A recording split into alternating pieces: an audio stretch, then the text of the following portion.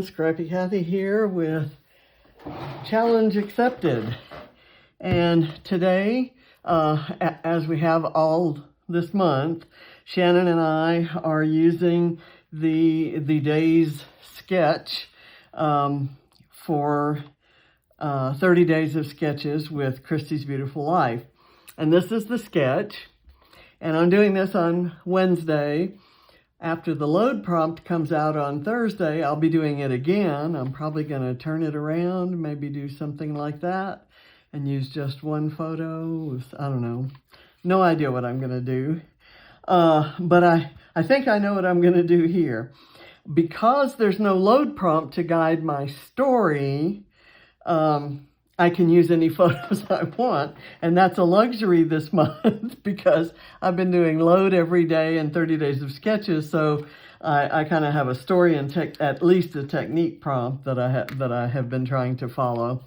So I've got these 3 photos that came up in memories of the kids at my cousin's wedding 8 or 9 years ago, and this one is just really cute. They're all dressed up so nicely and posing so sweetly, except Ava, who's making a face. And here she's kind of getting tired of sitting in that chair, and here she's kind of sitting there with her feet propped up. It was a lakeside chapel, and the lake was beautiful. It was beginning to turn some fall colors, and it was just a beautiful wedding, and I loved Ava's little coat, and I'm using lots of this kind of, fuchsia pink and so forth on the page, and setting it off with the aqua and the pale pink. So I'm using, I think, almost everything here except the background paper is Go the Scenic Route by Paige Evans. And even the washi tape I'm planning to add to it. So I'm just going to kind of throw it together. There's what looks like to me a 4-inch strip of pattern paper down the center, kind of 3 photos offset. And there's the scallop, and I'm going to make the scallops with circles cut out of scraps from that collection. So I'll probably start off with that, and what I'm going to do is kind of work through, let me get this guy on, and I'll tape it at the top and at the bottom and over on this right side, kind of split it down the middle here. Eyeballing it anyway. I have lines on my mat I could definitely use for that. I kind of thought I wanted this one right in the middle. I'm just going to kind of just slide them a little bit underneath there. I'm not going to puff them up at all, and I don't care what order the colors are in. I'm going to let this little spot show.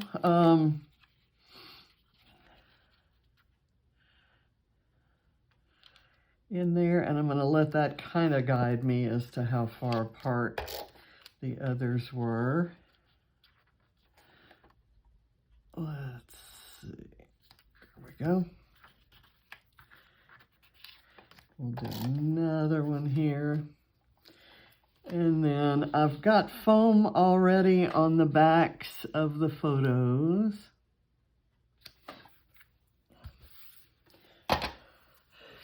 So I'm going to put the big one in the center first. When I matted these with the white, I left the bottom because it makes them look like Polaroids. And I didn't intend to do that, but when I was cutting the paper around them, it kind of looked like that was, it kind of reminded me of Polaroids. What I've done here, the pink paper that I matted this photo with was this, it had this branding strip, And I'm not using that pattern anywhere else on the page, so that was a way of including another pattern. And so I thought I'd put a butterfly there, and I always like butterflies to be around flowers, and I thought I could do that and that, and that would be cute there. This was just a flower that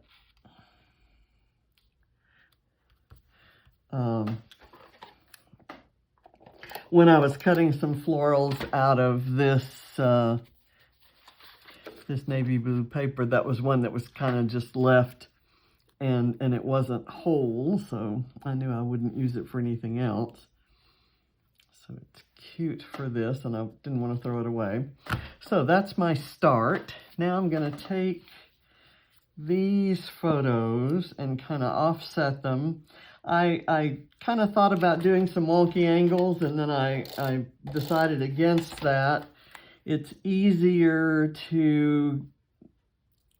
for me to achieve balance with my embellishments if things are, more parallel. So let's see what we're going to do next. I have this floral. It's cut flat here and straight up at the top. So I thought I would put it, kind of scooch it down, put it to the left of this, and I like that the bird appears to be turning and looking at it. And then up at the top, I'm going to cover the fact that that is cut with a butterfly, and I just need to know whether I want the butterfly flying down or that way. I think I'm going to have them flying up off the page, which is probably there's probably a design rule against that. So there, and the leaf overlaps the photo and doesn't cover anything important. I've got this floral that I can use here. I can kind of overlap the photo there too. I didn't put any foam on that. Well, shame on me. That would have, saved me at least a few seconds. I'll do that. And then I've got this little, I've got an ephemera pack here that I thought I'd check and see if I want to use. This is my journaling, and I want to put it here, but I would kind of like for there to be, for it to kind of tuck in under an embellishment. So I think this little orange flower sprig is about the perfect size and shape. And then I can just scooch this in and kind of tuck it under there. I have to slide it under the foam. Let me do that. And then I thought maybe I'd put this out here, and that's going to need a bit of this foam tape. It's kind of hard to cut foam that small and have it adhered with tape. So let me do it like that, and then I can do some small things around it. So basically, the page is created. I selected a title here. I like Play a Little Every Day, and that's kind of perfect for this face that Goofy Girl is making. So I'm going to, they run their title kind of up this way, and I'm going to do that too.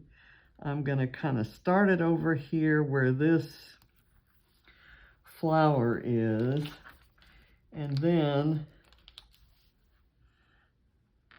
I'm going to set it on here a little wonky.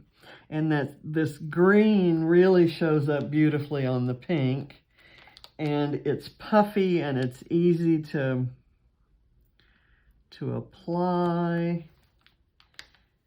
and it's easy to move if there's a letter at an angle that I'm not crazy about. And I've found that instead of just alternating, one pointing to the left and one pointing to the right, which is what I'm always inclined to do, if I have one or two that are kind of straight up and down, that actually looks nice.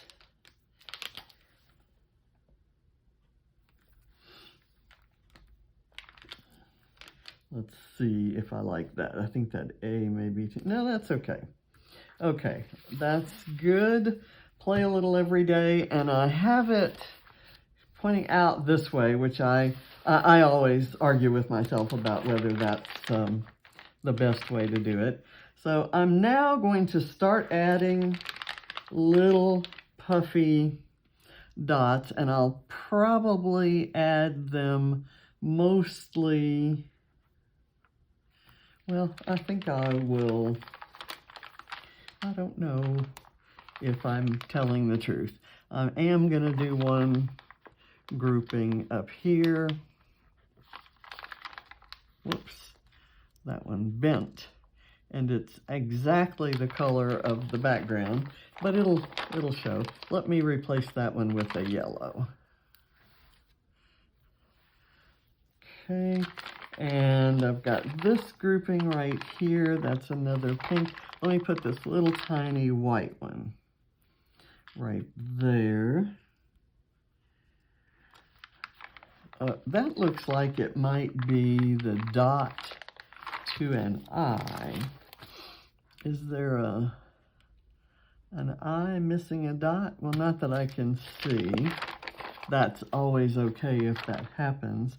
And let me put one right here and another right there,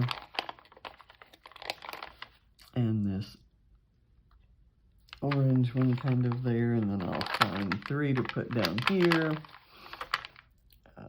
there, and I'm down to the ugly colors. Let me one right here.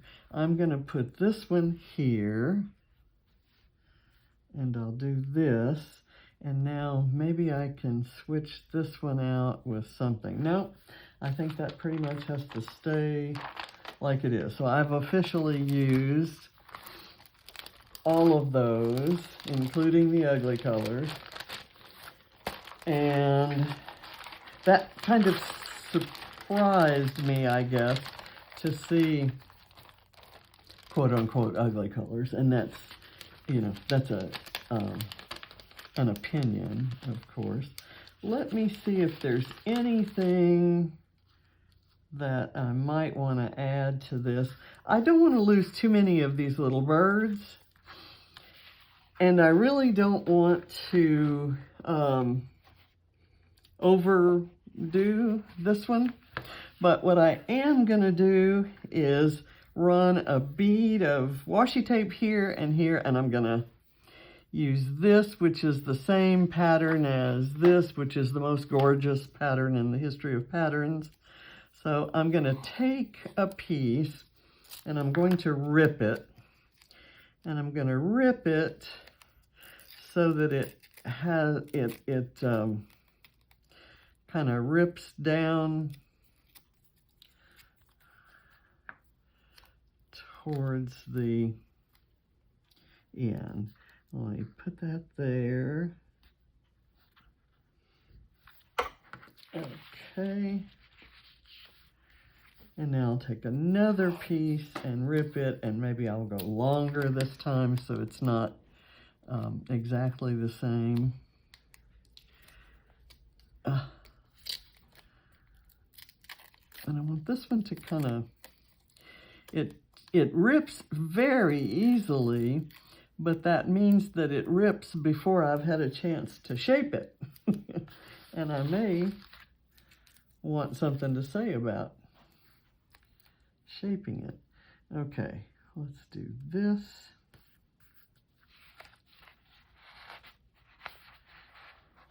And I'll fold that back. Okay, now what I'm going to try to do is kind of pull that up to create just a little dimension.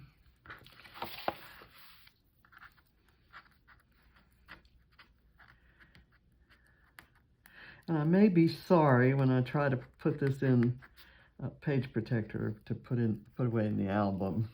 But I think it kind of almost makes it look like the pink is torn and that this is behind it, if you kind of emphasize that,